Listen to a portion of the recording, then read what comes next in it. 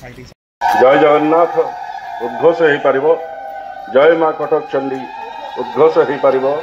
तो हम एपाई 14,895 कोटी टंकार द्वारा पीएम किसान योजनार 20तम किस्ती आज प्रदान करा अवसर रे आमे माने समस्त एठी कटक जिला तरफ आज एकत्रित होइछे। बंधुगण आज माननीय प्रधानमंत्री नरेंद्र मोदी जी उत्तर प्रदेश वाराणसी ठारे आज 20तम किस्ती आज पीएम किसान सम्मान निधि योजनार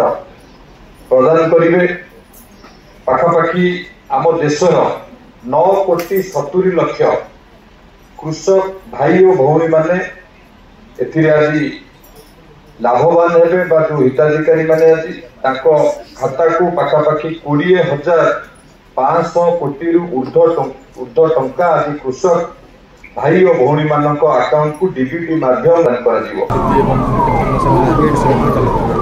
आमर धन्यवाद देवी यशस्वी प्रधानमंत्री जहाँकि पीएम किसान माध्यम चाषी मान सीधा सड़क पैसा दौरान यहाँ 20तम इनस्टॉलमेंट थिला जहाँकि चाषी मान बहुत लाभवान पाँच चाषी मान को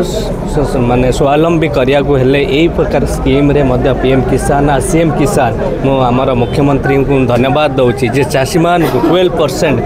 बजेट रे मध्य 12% अधिका देइचंदी लास्ट ईयर ठारू जहाँकि चाषी माने स्वावलंबी हो पारे आ मध्य केंद्र सरकार यशस्वी प्रधानमंत्री एग्रोटेक माध्यम चाषी मान हायर टेक्नोलोजी माध्यम चाषी मान किपर अधिक प्रोडक्टिविटी करि परिबे ता उपरे मध्य प्राधान्य अछि। विभिन्न प्रकार स्कीम मध्य रही आम सरकार मध्य प्लान करिछन कोल्ड स्टोरेज खोलिया पाई प्रति एरिया रे जे जहाँकि प्रति डिविजन वाइज गोटे गोटे कोल्ड स्टोरेज खोला आगामी दिन मान चाषी मैंने स्टोरेज रखिपारे से